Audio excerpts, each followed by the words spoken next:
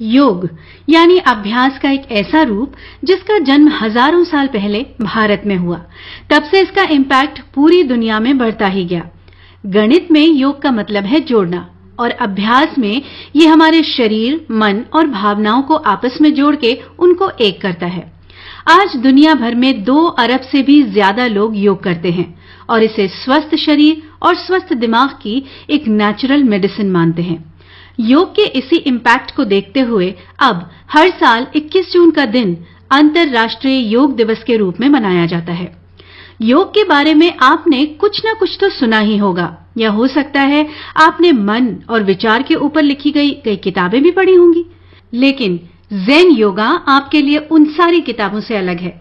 Hello दोस्तों, Kuku FM में आपका स्वागत है। हम आपके लिए लाए हैं कमाल की किताब ज़ेन योगा की समरी, जिसे लिखा है डॉक्टर पीजे सहर ने, जो अपनी किताब eastern wisdom and western thought के लिए जाने जाते हैं। किताब की समरी के जरिए से शुरू करते हैं एक और नया सफर, जिसका नाम है ज़ेन योगा। अब आप सोच रहे होंगे कि एक किताब को हम सफर का नाम क्यों दे रहे हैं। आसान शब्दों में कहें तो सफर हम उसी को कहते हैं जब हम किसी एक जगह से दूसरी जगह तक यात्रा करते हैं। ज़ेन योगा एक ऐसी किताब है जिसकी और इसमें बताए गए योग की मदद से हम अपने जीवन के सफर को सफल और सरल बना सकते हैं।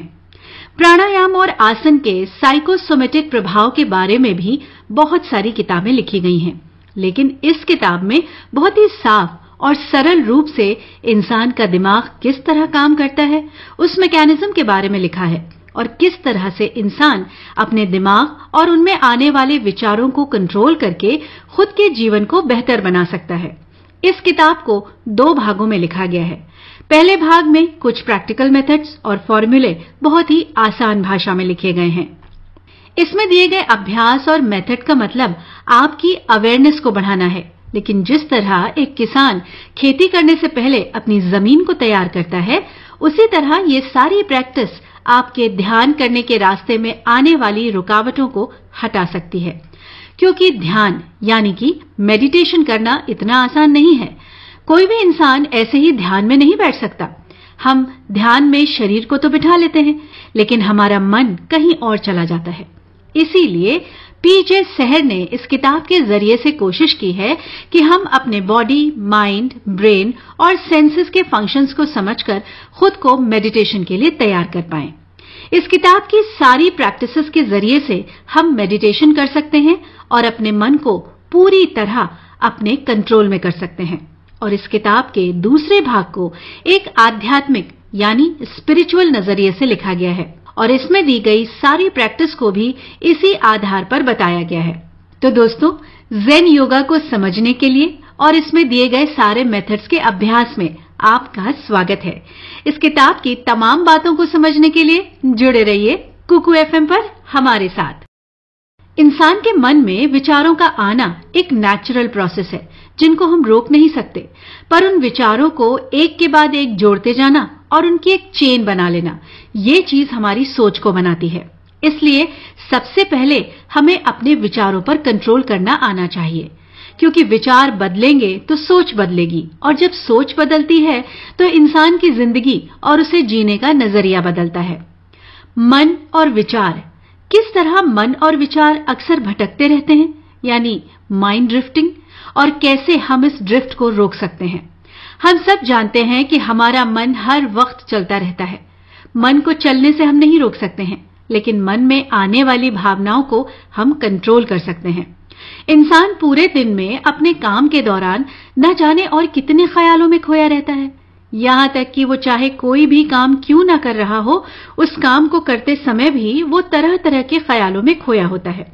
और अजीब बात तो ये है कि इस पूरे टाइम पीरियड में वो खुद भी नहीं जानता कि वो दिमागी तौर पर है कहाँ और किस दुनिया में घूम रहा है। और जब वो उस सोच से बाहर आता है तो उसे सिर्फ याद होता है तो बस वो एक तस्वीर, यहाँ से उसने अपना पहला काम शुरू किया था। ये चीज हम सब के साथ अक्सर रोज होती है, चाहे पढ़ाई करते समय, खाना बनाते समय या कोई भी काम करते समय इंसान का मन चलता ही रहता है। इसे ही मन का भटकना कहते हैं, यानी माइंड ड्रिफ्टिंग।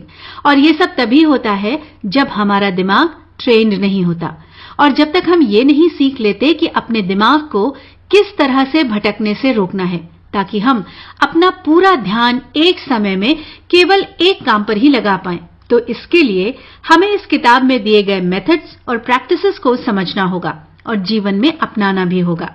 तभी हम अपने दिल और दिमाग पर सही से कंट्रोल पा सकते हैं, वरना फिर चाहे कितना भी गंभीर विषय क्यों ना हो, हमारा मन यूं ही भटकता रहेगा और आप अपने लक्ष्य को हासिल करने में या तो चूक जाएंगे या बहुत देर बाद ही उसे हासिल कर पाएंगे। मन को भटकने से रोकने के लिए यहाँ एक प्रैक्टिस को बताया गया है जिसके जरिए हम अपने मन को इधर उधर भटकने से रोक सकते हैं और हम अपना सारा ध्यान एक जगह और एक ही काम पर लगा सकते हैं। इसके लिए हम आपको ज़ेन योगा किताब में लिखी कुछ तरकीबें बताते हैं। जैसे हमें अपने मन में आने वाले ख्यालों या विचारों का अनुमान लगाना होगा, यानी उनको गिनना होगा कि कब, किस विषय पर और कितनी बार हमारा मन भटकता है। उसके लिए आप किसी भी एक टॉपिक को सिलेक्ट कीजिए, फिर एक पेन और कॉपी लेकर किसी एक जगह पर बैठ जाइए। इस प्रैक्टिस के लिए आप 15 से 30 मिनट का टाइम लीजिए। अब जो टॉपिक आपने लिया है उसी पर सोचना शुरू कीजिए और अब आपका मन कितनी बार भटक रहा है उसे आपको गिनना है और लिखना है। इस प्रैक्टिस को एक नेचुरल तरीके से कीजिए और मन के ऊपर ज्यादा दबाव न डालें। धीरे धीरे आपको पता चलता जाएगा। अब हम इंसान के मन के और आने वाले ख्यालों के बारे में बात करेंगे। ये सच है कि आज विज्ञान ने बहुत तरक्की कर ली है जिसके जरिए इंसान के दिमाग को पढ़ा जा सकता है। यहां तक कि वो सच बोल रहा है या झूठ, इसे भी परखा जा सकता है। पर जरा सोचिए, इससे पहले और आज भी बहुत से लोग ऐसे भी होते हैं जो चीजों को देखकर तुरंत सोच बना लेते हैं। संतों के साथ आंख से आंख मिलाकर ईश्वर के साथ आत्मा की भावना, स्वर्ग जैसी शांति को महसूस करने जैसी स्पिरिचुअल पावर एक ज्ञानी व्यक्ति के पास होती है। पर यह सब होता कैसे है? ऐसे व्यक्तियों को देखकर ये सवाल अक्सर हमारे मन में आते हैं। दोस्तों, ये सब वो इसलिए कर पाते हैं क्योंकि उन्हें अपने मन और दिमाग और उसमें आने वाले विचारों को कंट्रोल में करना अच्छे से आता है और योग से कोई भी व्यक्ति ये आसानी से कर सकता है और उस ईश्वर से अपना सीधा संबंध बना सकता है। पर उस डिवाइन, उस परमात्मा से अपना रिलेशन बनाने से पहले आपको अपने दिमाग को समझना बहुत जरूरी है कि कैसे आपका दिमाग काम करता है, कैसे विचार और फिर सोच बन के सामने आते हैं। हमारी जो 5 सेंसेस यानी 5 इंद्रियां हैं, उनसे हम जो भी देखते, सुनते या महसूस करते हैं, वहीं से हमारे दिमाग को मैसेजेस जाते हैं और वो मैसेजेस पहले रिकॉर्ड होते हैं, फिर विचार बन के बाहर आते हैं। हमारे दिमाग में विचारों की एक लंबी चौड़ी लिस्ट होती है और ये हर रोज बढ़ती जाती है और कुछ विचार हम हर दिन रिपीट करते हैं। कुछ विचार हमारे माता पिता, स्कूल कॉलेज, दोस्त और हमारे आसपास के वातावरण के जरिए से बचपन से जमा होते रहते हैं। पर न जाने क्यों कोई भी अपने विचारों, थॉट्स को बदलने की कोशिश नहीं करता है और न ही मन कैसे भटकता है इसकी कोई ज्यादा परवाह करता है। दरअसल दिमाग के नियमों की तरफ किसी का ध्यान ही नहीं जाता है, इसलिए बहुत से लोग अपने दिमाग में इकट्ठा किए हुए विचारों के साथ ही पूरा जीवन बिता देते हैं और अपनी इंद्रियों के जरिए बाहर की दुनिया से जो कुछ भी मिल रहा है उन्हीं विचारों के साथ जीते रहते हैं। इसलिए मन को कंट्रोल करने के लिए विचारों को समझना होगा। जितने भी विचार हमारे दिमाग में बनते हैं उनको ग्रे मैटर्स कहते हैं।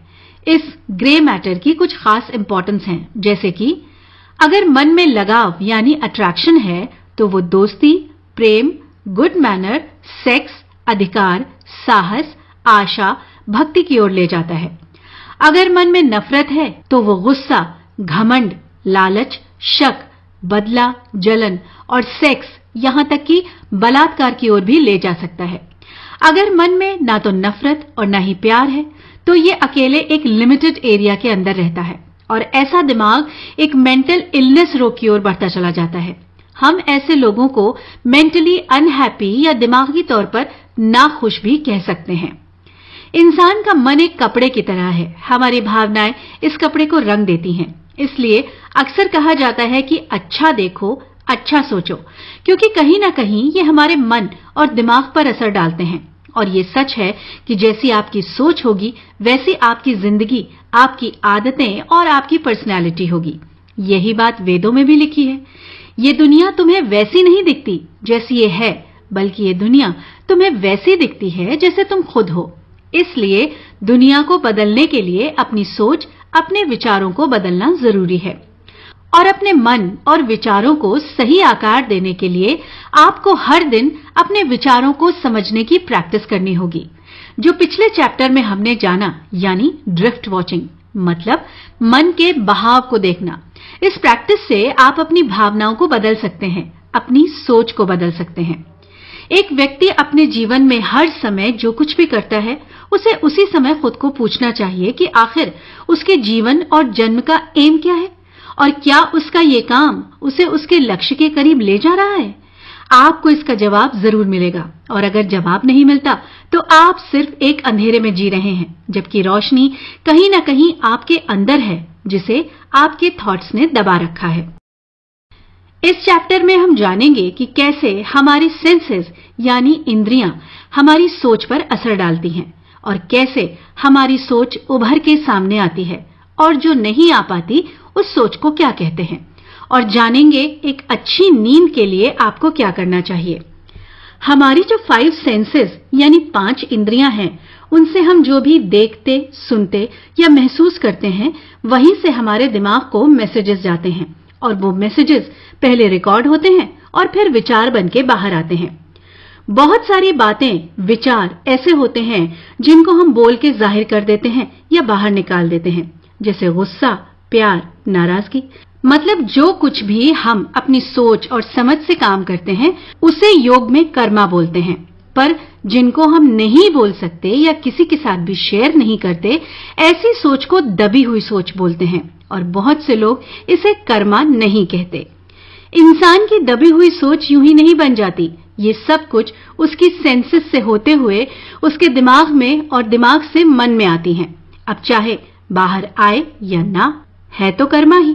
भले ही वो एक्शन बन के बाहर ना आए, पर दबी हुई सोच बन के वो अंदर तो है, और जो भी अच्छा या बुरा हमारे अंदर है वो हमारी आत्मा से जुड़ा है, इसीलिए वो भी हमारा कर्मा ही है। पर क्या आप जानते हैं, दबी हुई सोच इंसान के लिए बहुत खतरनाक चीज है। इसे फ्री विल यानी स्वतंत्र इच्छा शक्ति भी कहते हैं। ये इंसान के दिमाग का एक बहुत बड़ा हिस्सा है, जहां वो खुद को मास्टर समझता है, और इस हिस्से में कई प्रकार के मन ही मन में चित्र बनाता है। कोई गाना बनाता है, कोई कल्पना में जीता है, कोई अतीत में जीता है, और कोई भविष्य के सपने देखता है। हर किसी को लगता है कि यह हिस्सा पूरी तरह से पर्सनल या व्यक्तिगत है, और इसका कोई नुकसान नहीं, क्योंकि जब तक हम कुछ बोलेंगे या करेंगे नहीं, तब तक हमारा कोई कर्मा बनता ही नहीं। लेकिन मन में आता हुआ हर एक विचार कर्मा है। इंद्रियां जो देखती, सुनती, महसूस करती हैं, वो सब भावनाएं दिमाग तक पहुंचती हैं, और वहीं से कर्मों की उपज बनती है। इसलिए इन सब में कंट्रोल जरूरी है, जो ये किताब हमें सिखाती है। क्या आप जानते हैं, पूरे दिन में सिर्फ एक ही समय ऐसा है जिसमें जब हम सोते हैं और हमारे शरीर को नींद मिलती है, और बाकी समय में इंसान चाहे जितना भी सो ले, वो सिर्फ एक रेस्ट यानी आराम है। इसलिए आराम और नींद दोनों पूरी तरह से अलग हैं। हम बात करने वाले हैं कि एक व्यक्ति को कितना सोना चाहिए और किस समय सोने से हमारे शरीर पर क्या असर पड़ता है।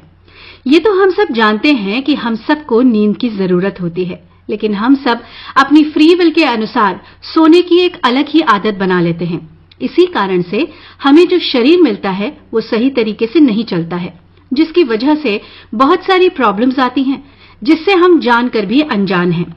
किसी भी व्यक्ति के लिए सोने का सबसे अच्छा समय रात के 12 बजे से सुबह के 4 बजे तक, या रात के 11 से सुबह के 5 बजे तक, दोनों ही समय सोने के लिए सबसे सही हैं, और इससे ज्यादा किसी व्यक्ति को सोने की जरूरत भी नहीं होती। पर यह तभी पॉसिबल है जब एक व्यक्ति की physical, mental, emotional and sexual energy worldly activities में ज्यादा यूज न हो, वरना एक व्यक्ति के लिए 8 तो क्या बल्कि 18 घंटे की नींद भी पूरी नहीं होगी। नींद 6 अलग अलग तरह की होती है। पहली, रात के 12 बजे से लेकर 4 बजे तक जो नींद होती है वो बहुत ही गहरी और एनर्जेटिक होती है और ये एक व्यक्ति के लिए बहुत लाभदायक होती है। दूसरी, रात के 11 बजे से लेकर सुबह 5 बजे तक जो नींद होती है वो भी बहुत गहरी और लाभदायक होती है।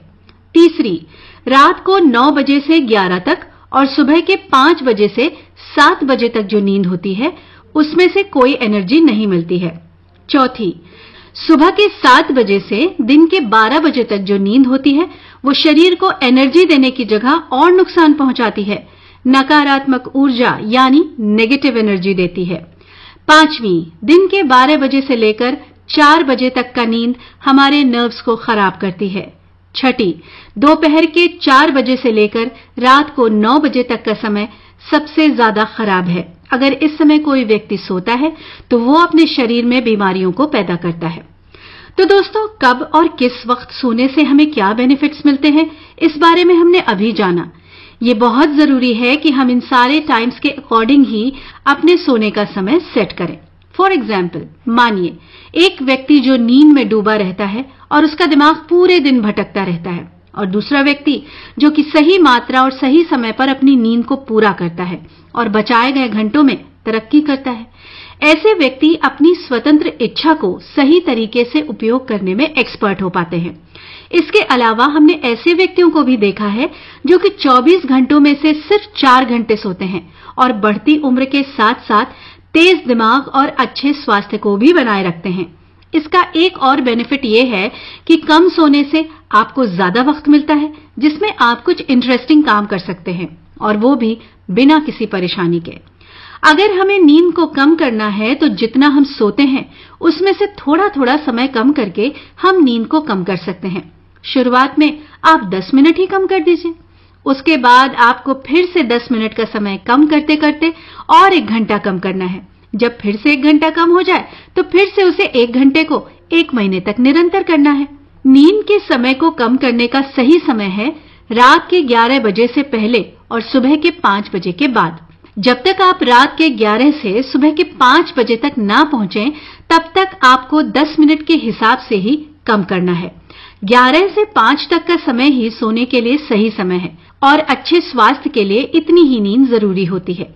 इस तरीके से आप अपने सोने की आदत को बदल सकते हैं बिना कोई नुकसान के।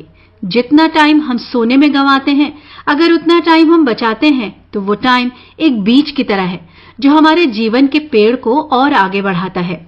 इसलिए इस तरीके को केवल एक अभ्यास की तरह नहीं मानना चाहिए, बल्कि इसे एक डिसिप्लिन लाइफ के रूप में मानना चाहिए। जागरूकता यानी अवेयरनेस, जिसके बिना जीवन का कोई मोल ही नहीं। यदि व्यक्ति अपने जीवन में जागरूक नहीं है तो ऐसे जीवन का क्या ही लाभ। वहीं कुछ ऐसे भी लोग होते हैं जो अपनी चेतना से बहुत बड़े बड़े काम कर जाते हैं। जीवन और चेतना यानी लाइफ एंड अवेयरनेस दोनों एक जैसे लगते हैं, पर असल में ये दोनों ही एक दूसरे से अलग हैं। और ये सच है कि जीवन के बिना चेतना और चेतना के बिना जीवन नहीं हो सकता। तो फिर जीवन और चेतना क्या है? जीवन हमें जीवित बनाता है, लेकिन जीवन के साथ जो मिला है, जिसे हम चेतना या अवेयरनेस कहते हैं, जो पेड़ पौधों में बहुत थोड़ी होती है, पशुओं में ये थोड़ी बहुत होती है और मनुष्यों में भी चेतना एक हद तक सीमित है। तो फिर इंसान और जानवर की चेतना यानी अवेयरनेस में क्या फर्क?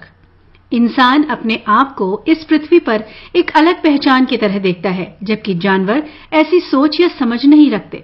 इसकी एक और वजह यह भी है कि इंसान खुद को इस पृथ्वी पर सबसे अधिक बुद्धिमान समझता है। उसे लगता है कि उसकी बराबरी का धरती पर और कोई है ही नहीं। ऐसी चेतना मनुष्य को दूसरे बीइंग की तुलना में अधिक बुद्धिमान बनाता है। लेकिन इंसान में चेतना के साथ कुछ ऐसा भी है जो उसे एक दिव्य प्राणी यानी डिवाइन बीइंग बनाता है। कुछ ऐसा जो इंसान को पता नहीं या वो उसे जानने की कोशिश नहीं करना चाहता। सिर्फ चेतना ही नहीं, बल्कि इंसान के पास चेतना के साथ जीवन और एक शरीर है। पर इंसान को कब इसका पता चलता है या चल सकता है, ये बताया गया है इस ज़ेन योगा किताब में। मान लीजिए कि हमारे पास एक मोमबत्ती के प्रकाश की शक्ति है जो कुछ देर जल के बुझ जाती है। यदि प्रकाश की ये मोमबत्ती ना हो और सिर्फ अंधेरा ही हो तो हम कभी भी प्रकाश और अंधकार के बीच फर्क को नहीं समझ पाएंगे। हमारी चेतना बिल्कुल इस मोमबत्ती की तरह है। जब तक हम जागते हैं तब तक मोमबत्ती यानी चेतना प्रकाश बनके हमारे शरीर में जलती रहती है और जब हम सो जाते हैं तो ये प्रकाश थम जाता है। गहरी नींद में इंसान को किसी भी चीज के लिए कोई चेतना नहीं होती। नींद में कुछ भी नहीं होता है, न हम, न ईश्वर, न संसार। फिर भी हम नींद से जागने के बाद कहते हैं कि हमने अच्छी नींद ली। हम 8 घंटे की नींद पूरी कर लेते हैं, लेकिन फिर भी हमें लगता है कि जैसे हम एक पल पहले ही सोए थे। अगर चेतना न होती तो हम हमेशा सोए रहते और कभी नहीं समझ पाते कि चेतना क्या है।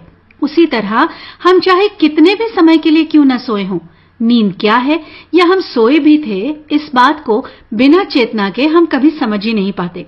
इसलिए चेतना क्या है ये हम नींद के बिना नहीं समझ पाते और नींद क्या है ये हम चेतना के बिना नहीं समझ पाते। अब सवाल ये है कि अगर हम नींद में जागरूक नहीं होते हैं तो वो कौन सी शक्ति है जो इस बात की गवाही देती है कि हमने अच्छी नींद ली है?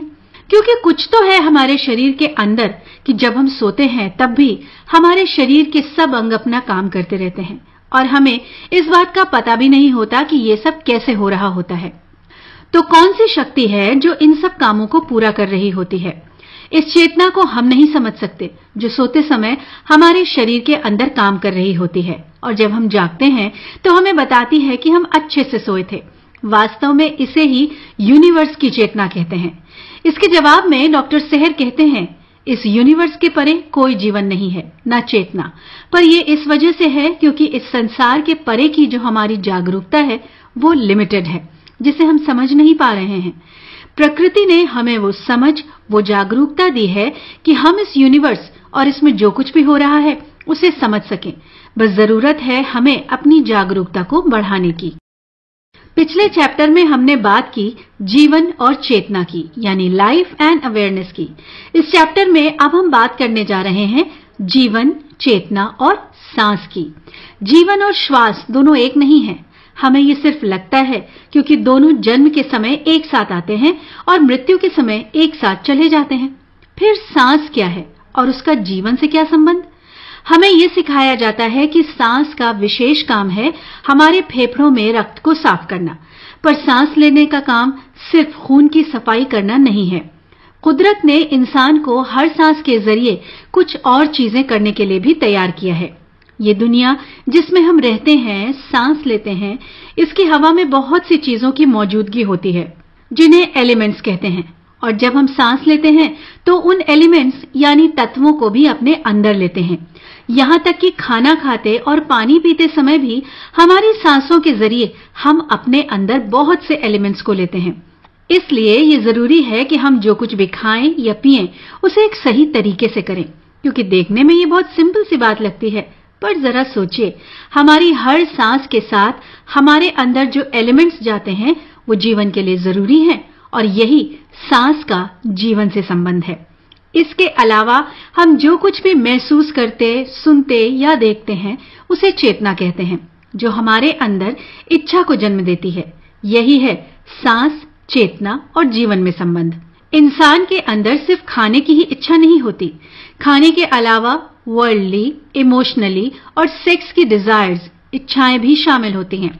जिस तरह खाने के मामले में हमें सावधानी बरतनी चाहिए, वैसे ही इंसान को अपनी भावनाओं को भी सही से देखने और उनको एक्सेप्ट करने में सावधानी बरतनी चाहिए। क्योंकि जिस तरह हम शरीर को स्वस्थ और हेल्दी रखने के लिए अच्छा खाना या डाइट लेते हैं, उसी तरह हम अपने मन को स्वस्थ और हेल्दी रखने के लिए भी अच्छी भावनाओं को अपने अंदर ऑब्जर्व करें। लेकिन एक इंसान अपनी सारी इच्छाओं, डिजायर्स को अपनी जरूरत के हिसाब से कैसे पूरा कर सकते हैं, ये एक बड़ी समस्या है।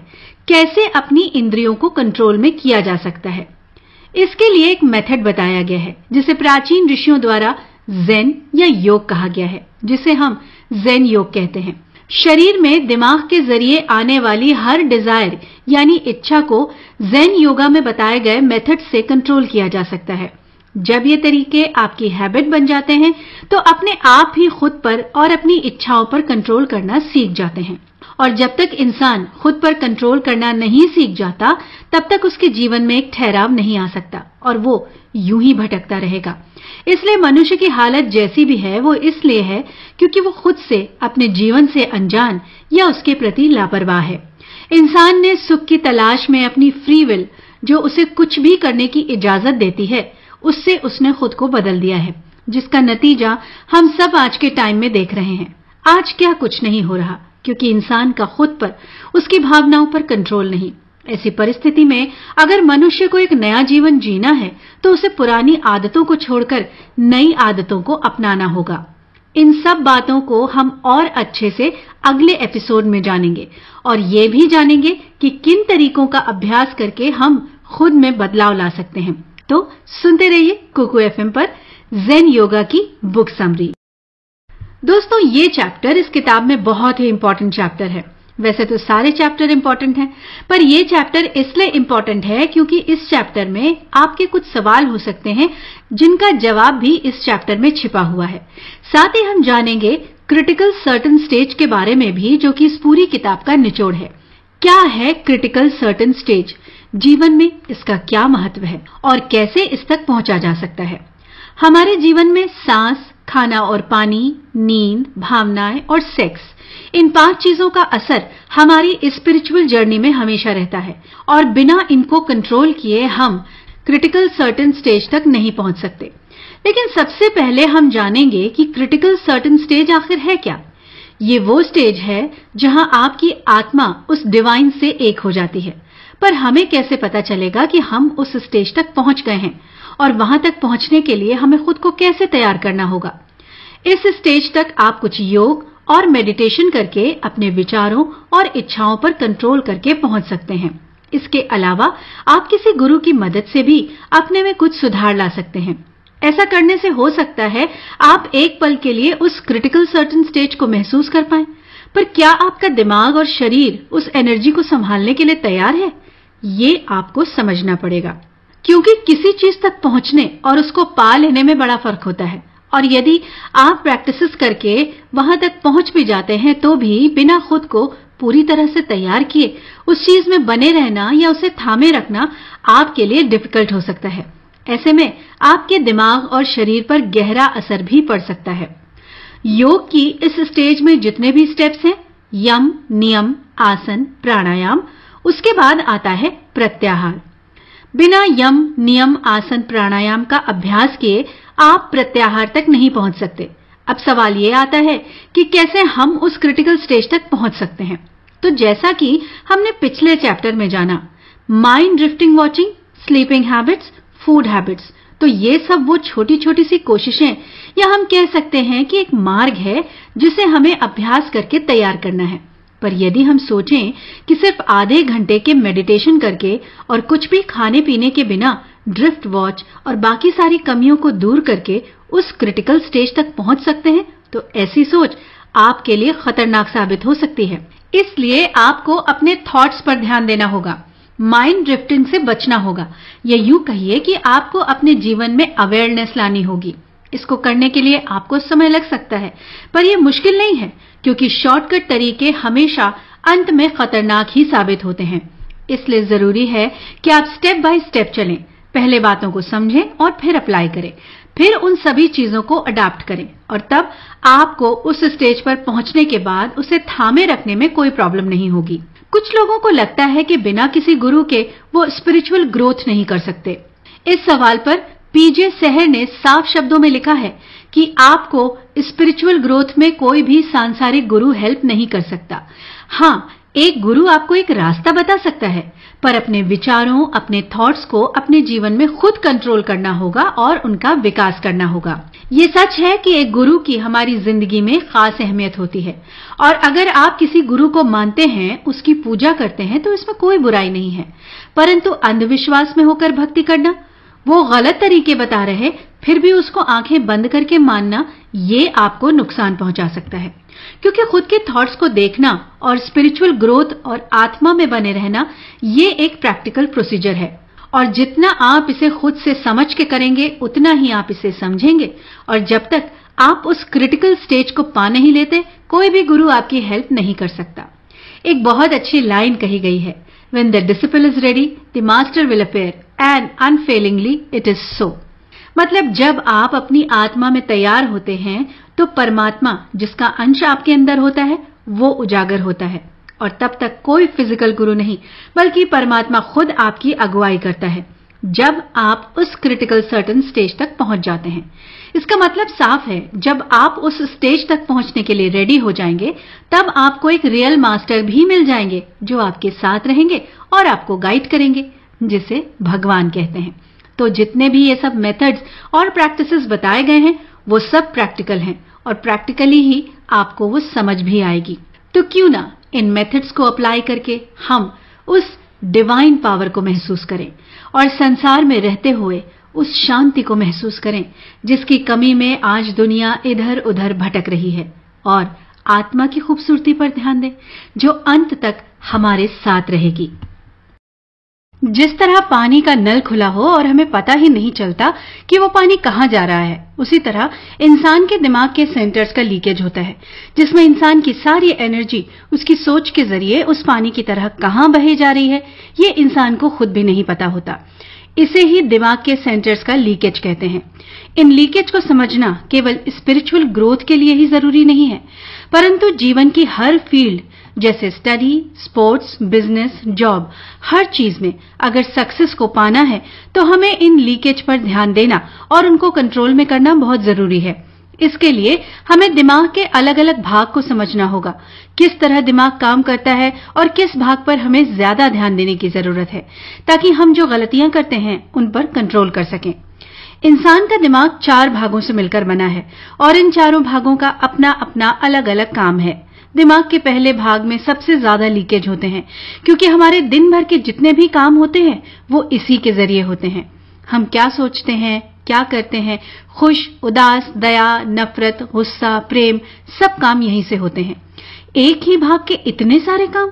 शायद इसलिए कुदरत ने इस भाग को थोड़ा आराम देने के लिए उसको कुछ हिस्सों में बांट दिया ताकि दिमाग के पहले भाग का काम थोड़ा आसान हो जाए, और उन्हें नाम दिया गया IESM, इंटीग्रिटी, इमोटिविटी, सेक्सुअलिटी, मोबिलिटी, यानी एकता, भावुकता, सेक्स, गतिशीलता। इन चारों हिस्सों में इंसान की अलग अलग भावनाएं मौजूद हैं। पहले हिस्से को, जिसे इंटीग्रिटी भी कहते हैं, इसे सबसे सीनियर माना जाता है और जितने भी ऑर्डर हमारे शरीर को मिलते हैं किसी भी काम करने को, वो सब यहीं से मिलते हैं। दूसरा हिस्सा भावना से जुड़ा हुआ है जिसे इमोटिविटी भी कहते हैं। ये वो केंद्र है जहां भावनाएं उत्पन्न होती हैं और किसी व्यक्ति की सोच बनती है। तीसरा हिस्सा है सेक्सुअलिटी यानी सेक्स। यह हिस्सा दिमाग को कमजोर और धीमा बनाता है। चौथा हिस्सा है मोबिलिटी यानी गतिशीलता। यह हिस्सा बाकी 3 हिस्सों के कार्यों को ध्यान में रखते हुए अपने डिसीजन लेता है। इन हिस्सों के लीकेज कैसे होते हैं वो जानते हैं। जब भी हम कोई काम कर रहे होते हैं उस समय पर तरह तरह के विचार हमारे मन में आने लगते हैं, और जब तक हम अपने मुख्य काम पर फिर से वापस आते हैं तब तक हमारे दिमाग की ऊर्जा उस मुख्य काम से हटकर बाकी बेकार के विचारों पर खर्च हो चुकी होती है। इसे ही आई सेंटर का लीकेज कहते हैं। इसी तरह हमारे दिमाग का ई सेंटर हमारी भावना से जुड़ा हुआ है। यहाँ कुछ बातें अतीत और भविष्य के बारे में चलती रहती हैं। जैसे अगर किसी ने कुछ कह दिया जिससे हमें दुख हुआ तो हमारा मन उसी के बारे में सोचता रहेगा, जिसे हम ई सेंटर का लीकेज कहते हैं। एस सेंटर का रिसाव हमारी यौन क्रिया से जुड़ा है। अगर हम सेक्स के बारे में बहुत ज्यादा सोचते रहते हैं तो वो एस सेंटर का लीकेज है। अगर हम अनअवेयर या अनजान जीवन जी रहे हैं तो हम कभी भी इन सेंटर्स को देख या समझ नहीं पाएंगे, लेकिन अगर हम जागरूक हो जाएं और अपने विचारों को देखें और समझें तो हमारे दिमाग में हर सेंटर कैसे काम करता है और हम इन सेंटर्स के लीकेज को बंद कर सकते हैं। अगर हम अपनी ऊर्जा को इस तरह बर्बाद होने देते हैं तो हमारे लिए 17 से 18 घंटे की नींद भी कम होगी। इसलिए जरूरी है कि हम इन लीकेजेस को कंट्रोल करें, तभी हम वास्तव में ये जान पाएंगे कि हमें कितनी कम नींद की जरूरत है। और जब हम इन लीकेज को बंद कर देंगे तो आप जरूर समझ जाएंगे कि आपको 8 घंटे भी सोने की जरूरत नहीं है। ज़ेन योग में दिमाग की बात की जाती है, फिर दिमाग सेंटर्स और फिर किस तरह से दिमाग को कंट्रोल में करना है। और इन सब को करने के लिए हमें ये समझना होगा कि हमारा दिमाग किन किन भागों में बटा है और किन किन हिस्सों पर हमारा कंट्रोल नहीं है, जिन्हें हम कंट्रोल में कर सकते हैं। यदि इंसान के दिमाग को हिस्सों में बांटा जाए तो उसको 4 हिस्सों में बांटा जा सकता है। पहले हिस्से में 4 सेंटर्स हैं जिनका नाम है IESM, जिसके बारे में हमने आपको बताया। दूसरे हिस्से में 2 सेंटर्स हैं, ए और बी। इस सेंटर का नाम है इंट्यूशन, तीसरे हिस्से का नाम पैरामेंटल सेंटर और चौथा सेंटर है ट्रांसेंडेंटल सेंटर। दिमाग का पहला जो हिस्सा है उसे समझ लेना बहुत ही इंपॉर्टेंट है।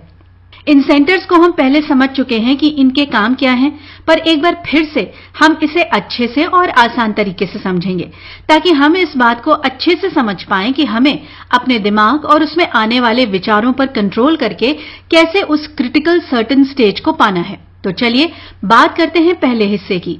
पहले हिस्से को IESM के नाम से जानते हैं। I मीन इंटीग्रिटी, जो व्यक्ति के विचार करने की क्षमता है।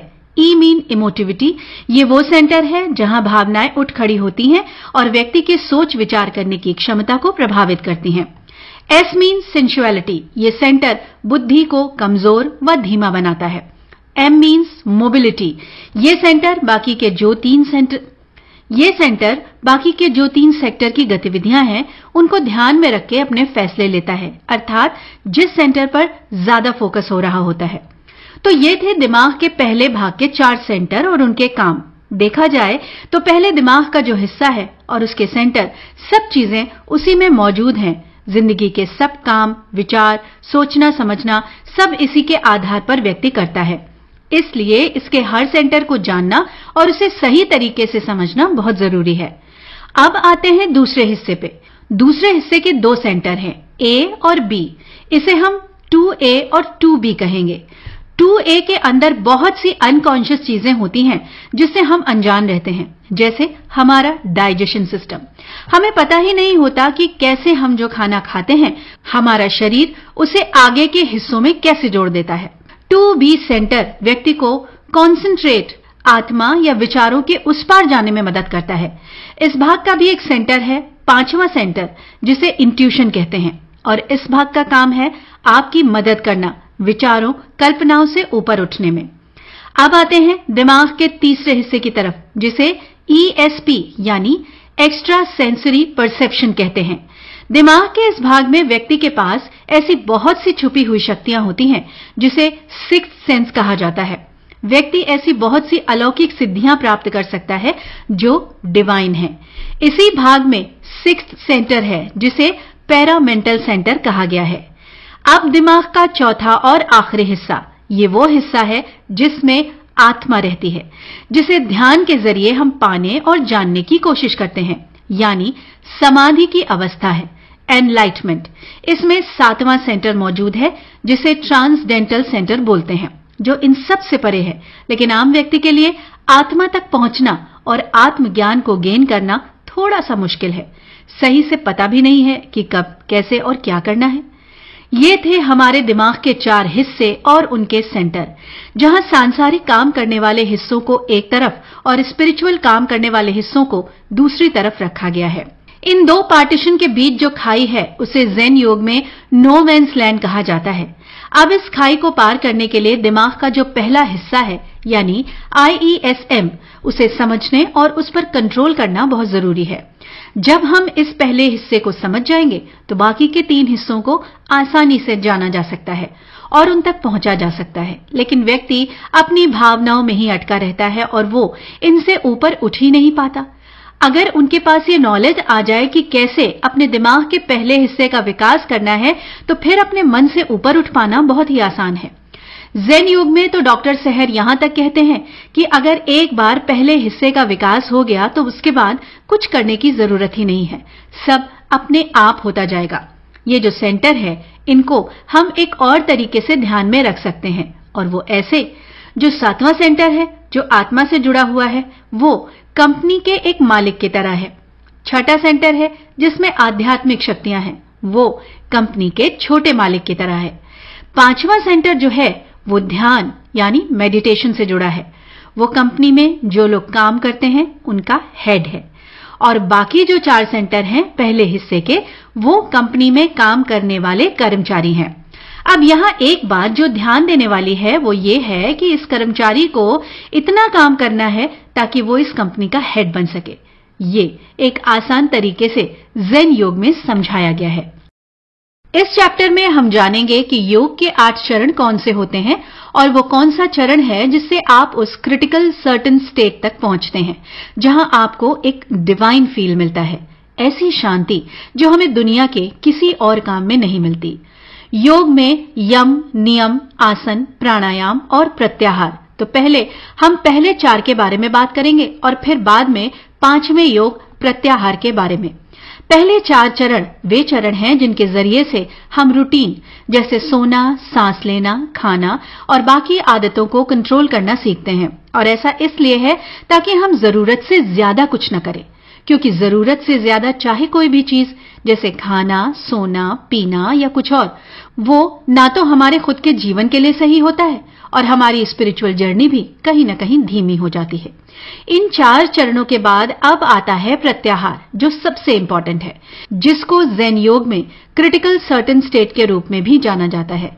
यहां आप अपने शरीर को एक अलग स्तर पर महसूस करते हैं, लेकिन यहां तक पहुंचने के लिए आपको बाकी प्रैक्टिसेस को अपने जीवन में अप्लाई करना होगा, क्योंकि कोई भी व्यक्ति अपने मन, विचारों और अन्य सभी आदतों को कंट्रोल करके उस निश्चित अवस्था तक पहुंच सकता है।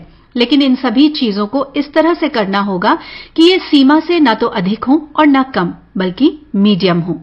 एक योगी वही होता है जो न हद से ज्यादा कुछ करता हो और न कम। जैसे अगर हम बहुत ज्यादा खाना खाएं तो हमारा मन अपने काम में नहीं लगेगा और हम आलसी रहेंगे। इसी तरह अगर हम कम खाएंगे तो हमें और खाने की भूख रहेगी और फिर हमारा काम में मन नहीं लगेगा। इसलिए हमें एक ऐसे दायरे में खुद को रखना चाहिए जहां जरूरत से अधिक हम पर कुछ भी हावी ना हो, चाहे वो विचार हो, खान पान हो या कोई और लत। बात करते हैं फ्री विल, स्वतंत्र इच्छा की और चेतना की भी। हम अपने रूटीन में जो कुछ भी करते हैं, ऐसा लगता है जैसे हम वो सब कुछ जानते हैं, लेकिन असल में ऐसा होता नहीं है। कुछ काम ऐसे होते हैं जिनको करने से पहले हम जानते हैं कि अगर हम ऐसा करेंगे तो गलत होगा या पाप होगा, पर कुछ काम ऐसे भी होते हैं जिन्हें करने से पहले हम इन सभी चीजों को नहीं सोचते, क्योंकि इन पर हमारा कंट्रोल ही नहीं होता। और ऐसा इसलिए होता है क्योंकि उन्हें करने से हमें एक किक यानी एक ऊर्जा सी मिलती है, जैसे धूम्रपान, शराब पीना, खाने की गलत आदतें, सोना या और भी कई आदतें हो सकती हैं जिन पर हमारा कंट्रोल नहीं होता या हम कंट्रोल नहीं करना चाहते। यहां हम कह सकते हैं कि हम अनअवेयर हो जाते हैं, न केवल अपने इस शरीर के लिए बल्कि स्पिरिचुअल लाइफ के लिए भी। इसे एक एग्जाम्पल से समझते हैं। मान लीजिए एक फैक्ट्री है जिसमें वर्कर्स 365 दिन काम करते हैं, जिसमें उनको छुट्टी भी मिलती है, रेस्ट भी और बोनस भी। यही कारण है कि वो खुश होकर अपना काम सही से कर पाते हैं और उन वर्कर्स की वजह से वो फैक्ट्री सही से चल पाती है। इसी तरह से हमारे शरीर के कुछ हिस्से एक फैक्ट्री के समान हैं और उसके अंग जैसे हमारा पेट, दिमाग और कोशिकाएं उनमें काम करने वाले कर्मचारी हैं। पर क्या हम इनको कभी आराम, छुट्टी या बोनस देने के बारे में सोचते हैं? यही कारण है कि हमारा जब मन होता है मनचाहा खा लेते हैं, बिना ये सोचे कि हमारे शरीर के लिए क्या सही है और क्या गलत। और ये सिर्फ खाने के मामले में ही नहीं, बल्कि पीने, सोने, सोचने इत्यादि से पहले भी हम एक पल के लिए भी नहीं सोचते कि जो कुछ भी कर रहे हैं क्या वो हमारी आत्मा, हमारे दिमाग के लिए सही भी होगा। जब हम अपने शरीर पर ही कंट्रोल नहीं कर पाते तो आत्मा पर कैसे करेंगे? ये सिर्फ एक स्पिरिचुअल लाइफ में ग्रो करने के लिए नहीं है, पर इन जनरल भी हमें अपने शरीर, अपने थॉट्स पर ध्यान देना चाहिए, क्योंकि ये सब चीजें अगर हम अपनी जवानी में नहीं बदलते तो ये बुढ़ापे यानी ओल्ड एज तक बनी रहती हैं और उस एज में खुद में या अपने विचारों में बदलाव लाना बहुत ही मुश्किल होता है। इसलिए हमने अक्सर देखा होगा कि ओल्ड एज यानी बुढ़ापे में लोग कुछ भी सोचते हैं, बोलते रहते हैं, और वो इसलिए होता है क्योंकि उन्होंने अपने थॉट्स को ना तो कभी समझने की कोशिश की और ना ही उनमें बदलाव की। इसलिए यम नियम को समझें, अर्थात अपनी रोजमर्रा की जिंदगी में हम क्या कर रहे हैं, कैसे चल रहे हैं, कैसे अपने फ्री विल का यूज कर रहे हैं जो हमें डिवाइन ने दी है, पर अपनी फ्री विल का यूज सही से कैसे करें, और अगर हम ऐसा नहीं करते तो उसकी रेमेडी यानी उपचार क्या है, इसके बारे में हम अगले चैप्टर में जानेंगे, जिसका नाम है correct methods in daily living. हमारा जो डेली रूटीन है, जैसे खाना, पीना, सोना, सांस एटसेट्रा, उसको हम सही से इस्तेमाल कैसे करें, और क्या हम जो कुछ भी अपनी डेली रूटीन में कर रहे हैं उससे हम अवेयर भी हैं कि क्या खा और पी रहे हैं, कितनी क्वांटिटी में ले रहे हैं, कितने समय के लिए सो रहे हैं, और उसका प्रभाव हमारे शरीर पर आज किस तरह से हो रहा है और आने वाले सालों में किस तरह से होगा। एक इंसान होने के नाते ये सब चीजें इंसान के लिए जरूरी हैं, पर उसे सही तरीके से करना उससे भी जरूरी। इस चैप्टर में हम 3 चीजों के बारे में बताएंगे: खाना और पीना, सांस और 5 सेंसेस यानी हमारी नाक, आंख, जीभ, कान, त्वचा। सबसे पहले हम बात करते हैं फूड्स एंड ड्रिंक्स की। यूं तो एक इंसान के जीवन के लिए 3 समय का खाना जरूरी माना जाता है, पर यह जरूरी भी नहीं कि हम 3 टाइम ही खाएं। बहुत से ऐसे भी हैं जो 5 टाइम खाते हैं, और कुछ तो ऐसे भी हैं जिनका जब मन करता है तब कुछ भी खा लेते हैं, यानी कोई टाइम टेबल नहीं। इंसान के लिए खाना क्यों जरूरी है? हम अपनी दिनचर्या में जो भी काम फिजिकल या मेंटली करते हैं, उस काम में हमारे शरीर के बहुत सारे सेल्स डेड हो जाते हैं, तो उन्हीं सेल्स को रिफाइन और प्रिपेयर करने के लिए हमें खाने की जरूरत होती है। कुछ लोग सोचते हैं कि उन्हें वेज और नॉन वेज कौन सा खाना खाना चाहिए। ये जरूरी है कि हम कौन सा खाना खा रहे हैं, पर यह भी जरूरी है कि हम कितना खा रहे हैं और किस समय पर। इस बात की जागरूकता होना बड़ा जरूरी है। इसके साथ ही साथ ये भी जरूरी है कि जब भी खाना खाएं तो शांति से खाएं, उस समय शांत रहें और उस ईश्वर को धन्यवाद दें जिसने हमें ये दिया। उस समय केवल खाने पर ध्यान दें। अब ये बहुत ही इंपॉर्टेंट पॉइंट है कि एक व्यक्ति को कितना खाना खाना चाहिए। जैसा कि हमने पहले कहा कि सबकी अपनी एक रूटीन होती है, लेकिन एक व्यक्ति को उतना खाना खाना चाहिए जितना उसका शरीर ले सके। खाना इतना हैवी नहीं होना चाहिए कि काम करने का मन ही ना करे, और इतना कम भी नहीं होना चाहिए कि व्यक्ति से काम ही ना हो पाए और वो खाने के बारे में ही सोचता रहे। ज़ेन योग में कहा गया है कि जो खाने का सबसे सही समय है वो 10 से 4 के बीच का होता है। 4 बजे के बाद हमें खाना नहीं खाना चाहिए, क्योंकि इस समय सूरज ढलना शुरू हो जाता है और हमारा शरीर भी एक सूरज के समान काम करता है। जिस तरह उसके उदय होने और ढलने का समय होता है, वैसे ही हमारे शरीर के खाने का सही समय होता है, और सबसे सही समय खाने का 10 से 4 है। इस टाइम पर खाने से हमारे बाकी अंगों को अधिक एनर्जी मिलती है। इस बात को सुनकर हैरानी तो होगी, इसलिए तो कहते हैं कि यम और नियम शुरू के स्टेप्स भी इतने आसान नहीं, पर ऐसा भी नहीं है कि कोई इसे ना कर सके, क्योंकि बहुतों ने इसे किया है और इसके असर को देखा और महसूस भी किया है। हाँ, ये बात अलग है कि इसे एकदम से नहीं किया जा सकता। इसके लिए प्रैक्टिस बहुत जरूरी है। आप अपनी दिनचर्या में बदलाव कैसे करें? खाना कम खाने का मतलब ये नहीं कि आप 1 से 3 टाइम का खाना एक ही टाइम पर खा जाएं, या स्ट्रिक्टली अपने ऊपर काबू करना शुरू कर दें कि हमें ये नहीं खाना, वो नहीं खाना। इससे आपके शरीर, दिमाग और आत्मा पर बुरा असर पड़ सकता है।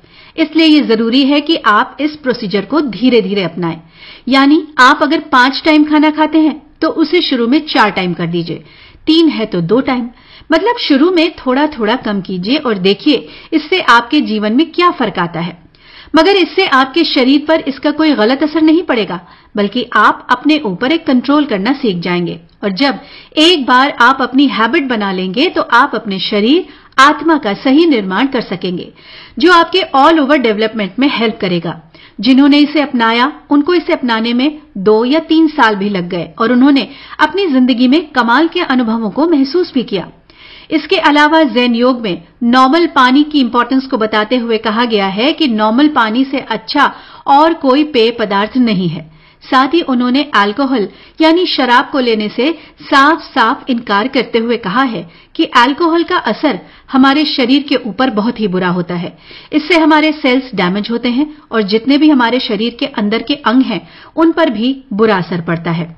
और ये आपको तय करना है कि आप नाशवान जीवन में हैं या ऐसा जीवन जिसमें दैवीय शक्ति की उपस्थिति है या डिवाइन पावर की प्रेजेंस है। आप अपना जीवन कैसे जीना चाहते हैं और अपने शरीर की देखभाल कैसे करते हैं, ये केवल आप पर निर्भर करता है। चैप्टर के अंत में डॉक्टर सहर एक बात और कहते हैं कि ये मायने नहीं रखता कि मैं कौन हूं, लेकिन मायने ये रखता है कि मैं कैसे रहता हूं और जीता हूं। इस जीवन को जीने के लिए हमें खाने, पीने, सोने की जरूरत है, लेकिन हमें यह भी समझने की जरूरत है कि हम कैसे खाते हैं, पीते हैं, सोचते हैं और सोते हैं। अब हम बात करेंगे ब्रीदिंग के बारे में, उसके करेक्टिव मेथड्स के बारे में और 3 स्टेप्स ऑफ रिदमिक ब्रीदिंग के बारे में। क्या है 3 स्टेप्स रिदमिक ब्रीदिंग और ये क्यों इंपॉर्टेंट है? ब्रीदिंग को 3 भागों में बांटा गया है, टेक्निक, वॉल्यूम और rhythm. Correct methods of breathing यानी सांस लेने के सही तरीके का हमारे जीवन में बहुत ही बड़ा रोल है, या यूं कहिए कि सही ब्रीदिंग टेक्निक हमारे खाने और विचारों पर गहरा असर डालती है। ये प्रक्रिया कैसे होती है, अब ये समझते हैं। ब्रीदिंग से रिलेटेड कुछ बातें हैं जिनको जानना बहुत जरूरी है, जैसे कि हम दिन में 1 मिनट में कितनी बार सांस लेते हैं, कितने वॉल्यूम से और किस रिदम से। सच तो यह है कि एक आम व्यक्ति आज ये भी नहीं जानता कि वो कितनी बार सांस ले रहा है, कैसे ले रहा है। जिस तरह से उसे खाने पीने का नहीं पता, वैसे ही उसे ब्रीदिंग, सांस की अवेयरनेस से भी कुछ लेना देना नहीं है। यही कारण है कि व्यक्ति स्मोकिंग के समय जो धुआं सांस के साथ अंदर ले रहा होता है, उसे उसका भी कुछ ख्याल नहीं, हालांकि वो जानता है कि ये गलत है, फिर भी करता है। 3 स्टेप्स रिदमिक ब्रीदिंग में रिदम सबसे ज्यादा इंपॉर्टेंट है और उसको सही करने के लिए ज़ेन योगा में 3 स्टेप रिदमिक ब्रीदिंग को बताया गया है।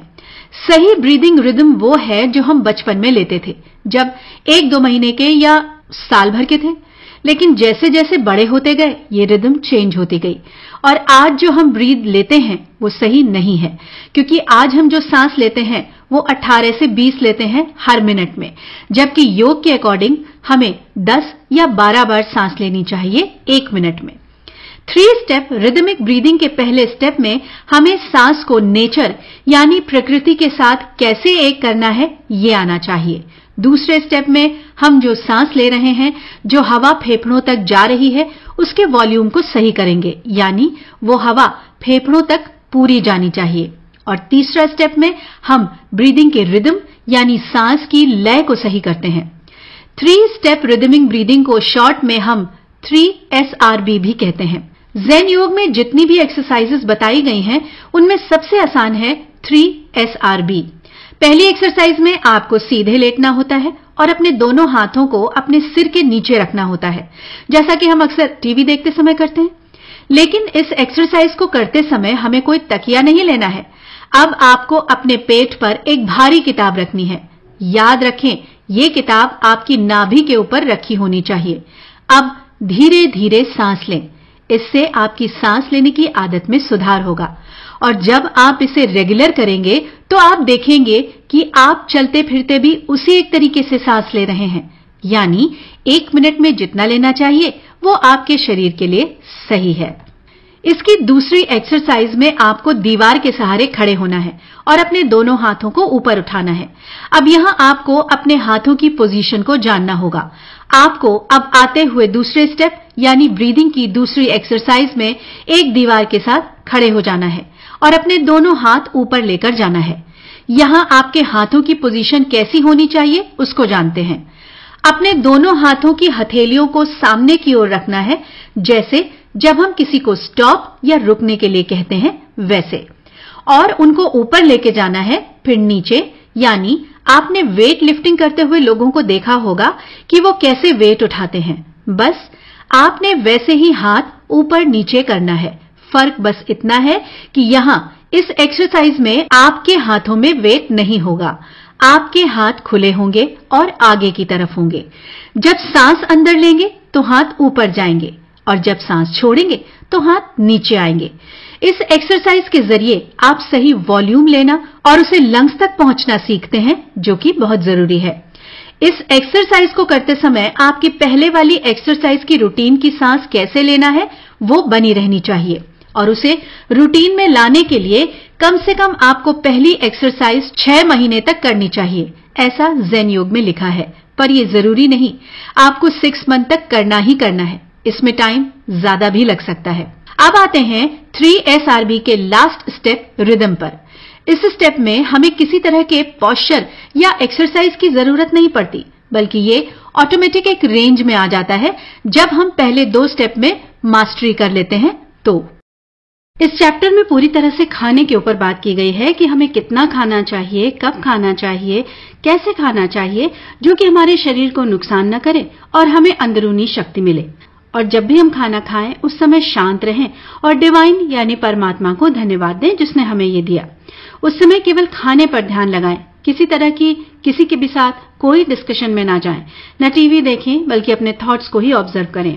एक तरह से जब हम ऐसा करते हैं तो इस प्रक्रिया के जरिए हमारे शरीर के अंदर की सफाई होती है और ऐसा करते समय हमारे शरीर की सेल में 12 महीनों में काफी बदलाव दिखेंगे क्योंकि उनकी जगह नई सेल ले लेंगे। पर अगर हम टीवी देखते हैं या बात करते हैं खाना खाते समय तो इसका हमारे शरीर पर बुरा असर पड़ता है, क्योंकि यदि हम कुछ ऐसा देख रहे होते हैं जो हिंसा से जुड़ा है या गलत है तो उस समय हमारे शरीर के अंदर जो भी सेल रिप्रोड्यूस हो रहा होता है उनका स्थान ये सारे बुरे गुण ले लेते हैं। अब तक आप जो भी जाने अनजाने में कर रहे हैं, आखिरकार उस पर हम कंट्रोल क्यों नहीं कर पा रहे हैं? क्योंकि हमारा कंट्रोल हमारे थॉट्स के ऊपर ही नहीं है और कहीं ना कहीं ये हमारे गलत तरह से खाने की आदत से भी जुड़ा है। इसलिए ड्रिफ्ट वॉचिंग करते समय हमें पता चलता है कि कहां और कब हमारा माइंड ड्रिफ्ट हो रहा है, यानी भटक रहा है।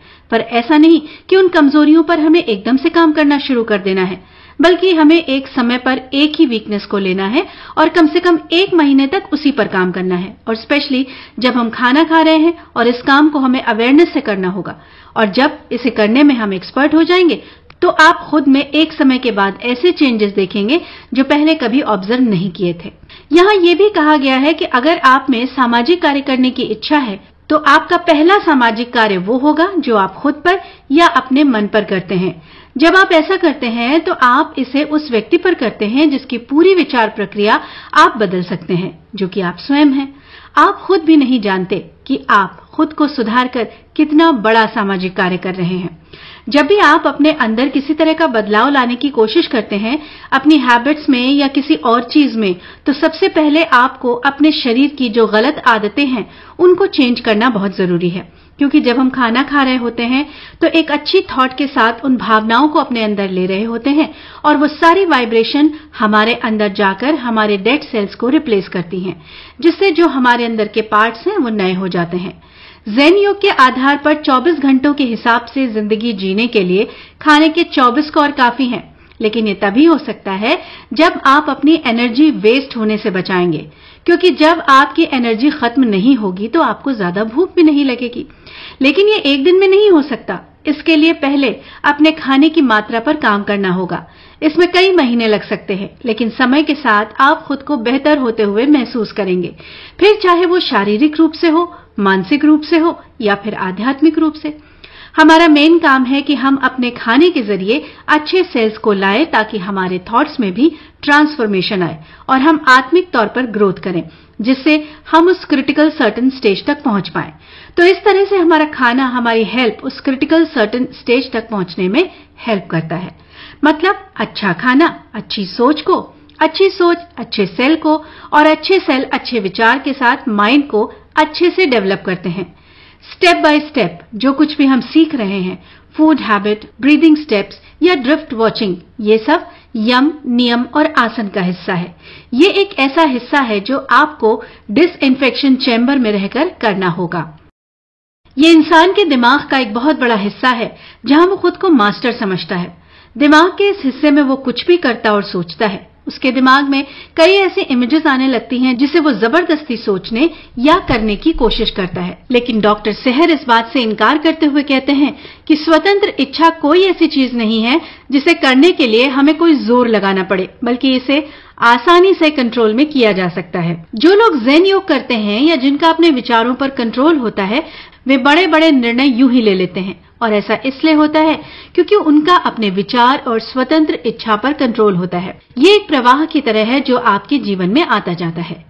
सिन क्या है, यानी कि पाप, और व्यक्ति पापी कैसे बनता है? यदि कोई किसी तरीके का पाप करता है तो वो केवल बदले की भावना के कारण होता है, क्योंकि उनके दिमाग के अंदर के जो सेंटर हैं उनमें नकारात्मक सोच या विचार होते हैं। लेकिन इन सब बातों को समाज और आम आदमी नहीं जानता। एक नॉर्मल इंसान को कुछ नहीं पता दिमाग, मन, विचार क्या है। इंसान तो बस अच्छे और बुरे दो शब्दों को समझ के चले जा रहा है। इसलिए अगर कोई कुछ गलत काम करता है तो उसे समाज पापी ठहरा देता है और वह व्यक्ति खुद भी अपने आप को दोषी मान बैठता है। जबकि इंसान के पास एक शरीर, दिमाग और स्वतंत्र इच्छा यानी फ्री विल है।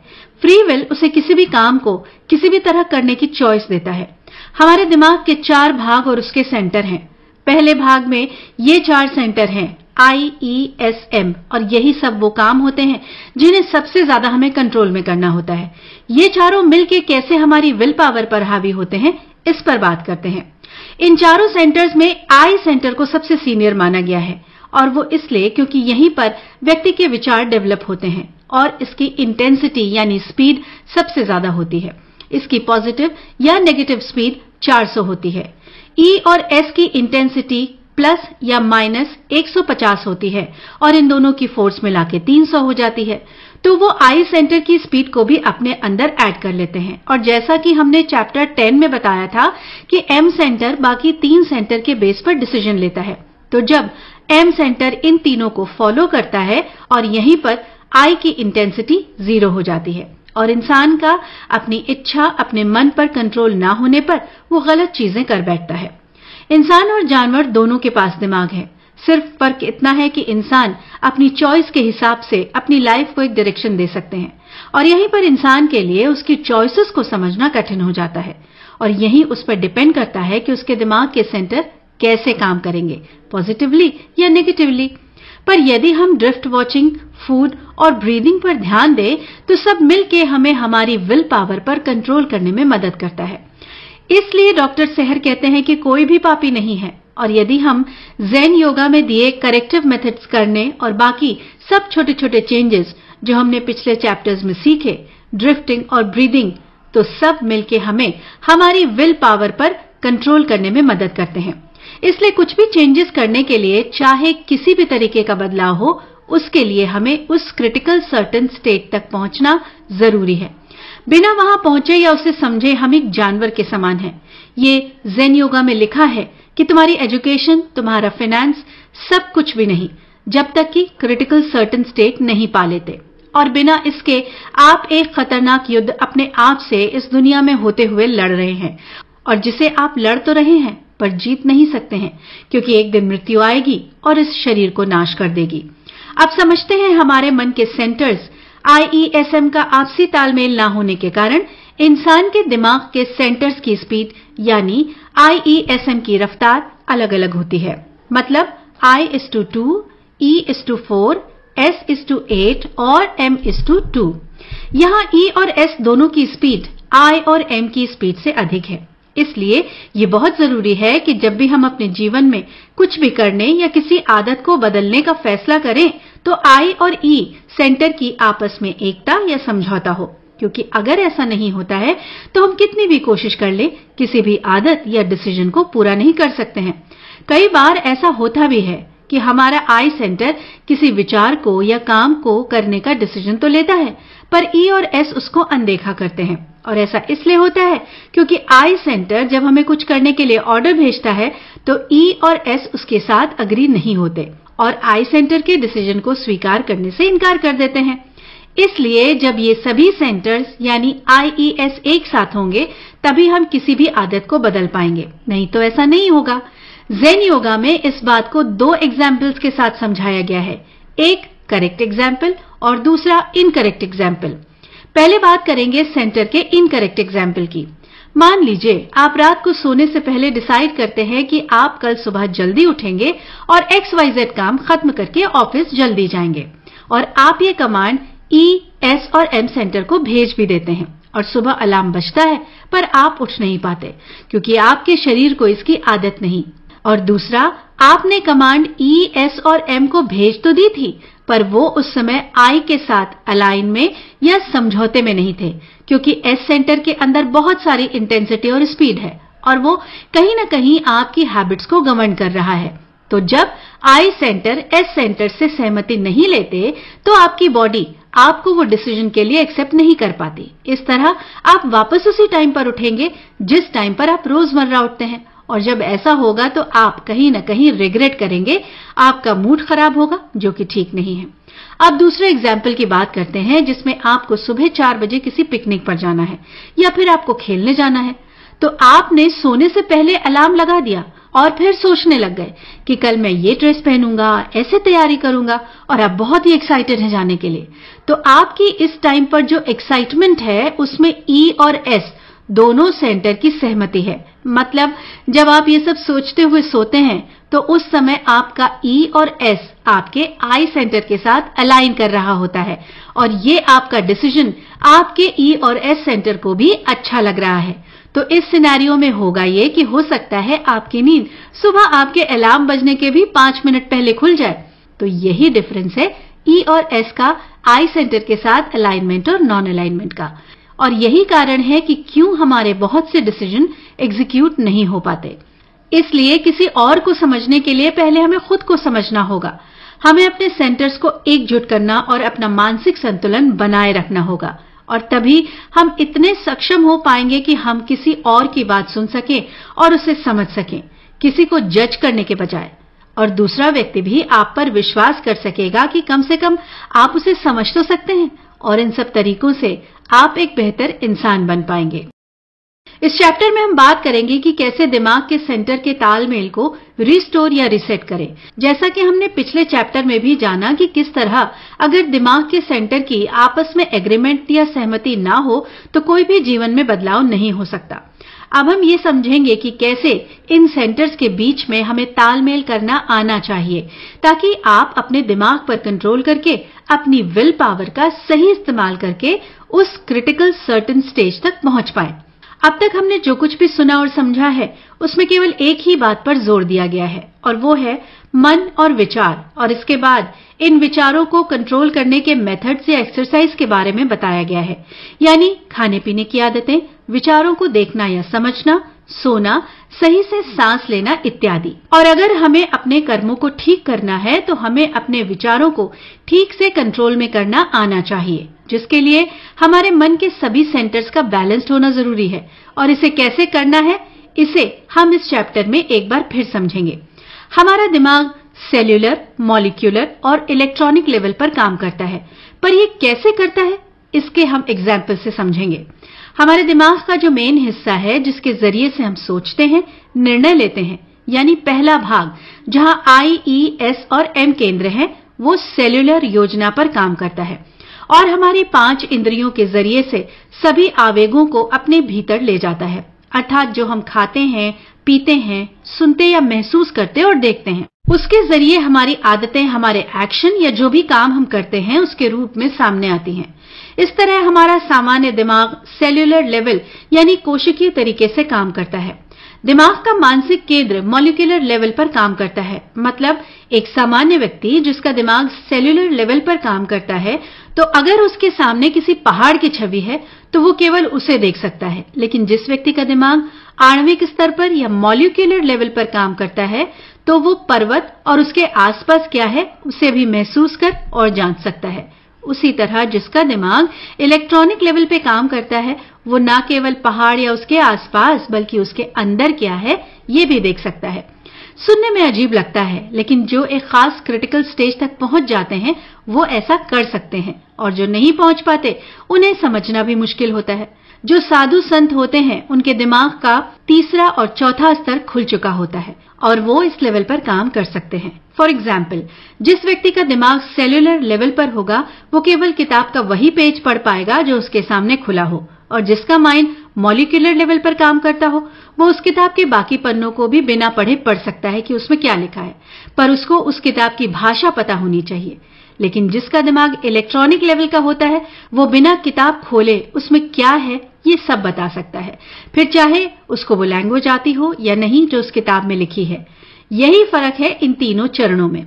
दोस्तों, अगर हमें अपने दिमाग के सेंटर्स का बैलेंस करना है तो उससे पहले हमें ये जानना होगा कि हमारा दिमाग कैसे काम करता है। हमारे दिमाग के सभी सेंटर्स में आई सेंटर को सबसे ऊपर माना जाता है जहां व्यक्ति के विचार विकसित होते हैं। पर यहाँ सवाल यह आता है कि अगर आई सेंटर सबसे सीनियर है तो फिर क्यों वो कोई भी काम अकेले नहीं कर पाता?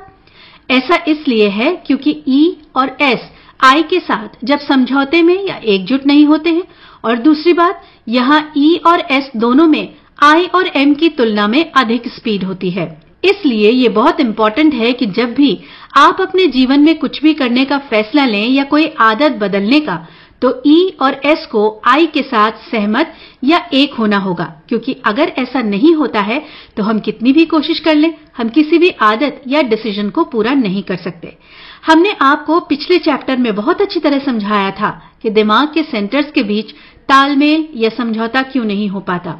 इसके अलावा बाकी के चैप्टर्स में हमने बहुत सी एक्सरसाइज के बारे में भी समझा कि कैसे हम क्रिटिकल सर्टेन स्टेज तक पहुंच सकते हैं और किस तरह इन मेथड्स और एक्सरसाइज को करके अपने खान पान से अपने मन और विचारों को कंट्रोल कर सकते हैं। लेकिन बहुत से लोग सोचते हैं कि ध्यान का अर्थ अपने विचारों को कंट्रोल करना या उन्हें अपने दिमाग में ना आने देना है। हमारे मन का काम चित्र बनाना है, जो कि हमारी 5 इंद्रियों के जरिए से होता है, और अगर हम इसे रोकने पर जोर देते हैं तो ये बहुत ही इम्पॉसिबल काम है, क्योंकि हमारे मन का पहला हिस्सा बना ही ऐसे है कि अगर हम इसे रोकने की कोशिश करते भी हैं तो ये उस नेचर के ऑपोजिट जाना होगा।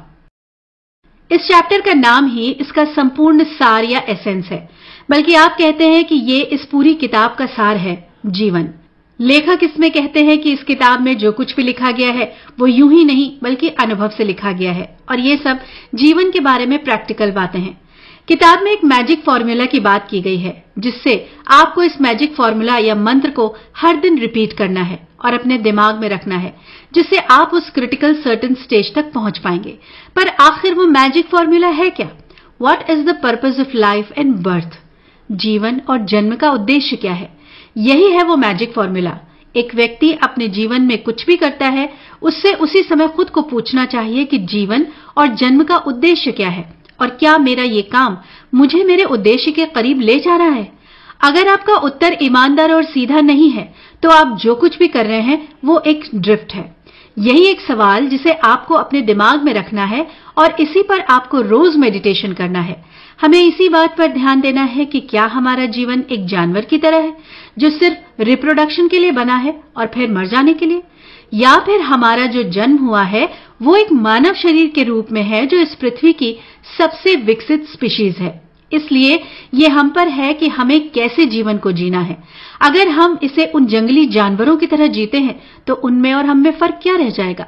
हमें ये जीवन मिला है खुद को जानने का, और जितने भी हमारे सवाल हैं इस प्लैनेट को लेकर, इस यूनिवर्स को लेकर, उन सारे सवालों का जवाब हमें आखिर में मिलता है। और जब हमें उन सवालों के जवाब मिलते हैं तो हमें पता चलता है कि हमें ये मौका क्यों मिला है। इसलिए हमारे पास जो कुछ भी है इस जीवन में हमें उसे बेकार नहीं जाने देना चाहिए। जब हम खुद को, अपने दिमाग को और उनके अलाइन को समझेंगे तो उस क्रिटिकल सर्टेन स्टेज तक पहुंच जाएंगे, और अगर हम ऐसा नहीं करते तो हम अपनी लाइफ को वेस्ट कर देते हैं और हम पूरी तरह से सांसारिक दुनिया में उलझे रहते हैं। इसका मतलब ये नहीं है कि हमें इस दुनिया को छोड़ देना है, बल्कि हमें एक बैलेंस करके चलना होगा, और ये तभी होगा जब आपके दिमाग के अलाइन सही होंगे। इसलिए हमारा पहला काम क्रिटिकल सर्टेन स्टेज तक पहुंचना नहीं होना चाहिए।